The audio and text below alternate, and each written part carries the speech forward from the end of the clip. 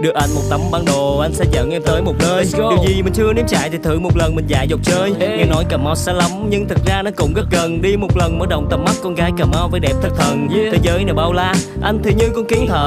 Cầm cụi đi làm kiếm ăn, có nhiều tiền rồi đi kiếm vợ. Quê hương là trồng cây ngọt, cây khế nào chẳng có trái chua. Và nếu em thương anh thiệt thì cuộc đời này anh lại phải thua. Nơi đây là điểm xuất phát, cũng là nơi anh sẽ trở về. Nhiều lần anh viết nhạc rap nhưng vẫn chưa thay đổi chủ đề. Có ngày ta lại lang thang những cơn mưa buổi chiều lạnh cống. Mình đi hết một vòng tượng đài, gái nhâm nhi chút đậu nành nóng. Người ta thích ngồi sofa, anh đã quen bằng cây gai đậu. Nếu em vẫn chưa ấm lòng vòng tay của anh thay thế lẩu. Ai cũng muốn được giàu có, anh chỉ mong cuộc sống bình thường. Lỡ mấy này sẽ cơ thất thế, hãy tìm anh đâu đó bình dương. Bầu trời xanh bao la, bầy chim tung ca, từng cơn sóng vỗ vách đá ngầm và trở về quê hương câu ca du dương nhắn gửi. Gió mây đen đôi chân ta về đây, dù đi đâu xa xôi thời gian buông trôi thì vẫn nhớ mãi nơi đây là nhà. Cả cuộc đời chúng ta sao mà có thể quên cả một vùng bầu trời. Vì dù ơi, dù mai sau con sẽ đi đâu muôn nơi thì sẽ trở về nơi cho con cuộc đời.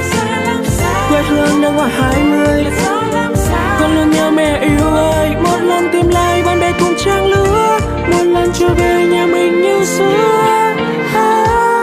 Và em muốn biết thành phố anh yêu.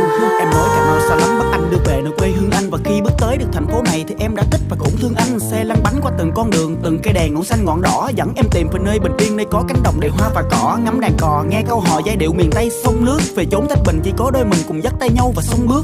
Anh vẫn hát về quê anh bao năm miệt mài trong đắm say. Nếu em đã yêu nơi thành phố này thì ở lại đây mình nắm tay. Anh từng đi ra Hương Cầu Trực, lang thang đây đó ngày phong ba. Biết Sài Gòn đẹp thật hoa lệ nhưng ở quê nhà còn ông cha.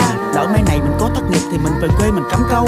Chẳng cần phải lo nghĩ, sáng sớm tưới cây chiều tắm châu. Và anh mãi nhớ từng lời mẹ dặn, dù con đi xa đừng quên cội nguồn. Sống ở miền Tây từ lúc còn nhỏ, dù trôi đến đâu cũng biết lội xuồng. Và thuyền nào cũng về bến nhưng anh chẳng muốn thêm lần ra khơi. Ở lại nơi quê đất mẹ sống chi xứ người ta buồn ta chơi. Bầu trời xanh bao la, bầy chim tung ca, từng cơn sóng vỗ vách đá ngầm và trở về quê hương câu ca du dương nhắn gửi. Gió mây đen đôi chân ta về đây, dù đi đâu xa xôi thời gian buông trôi thì vẫn nhớ mãi nơi đây là nhà. Cả cuộc đời chúng ta sao mà có thể quên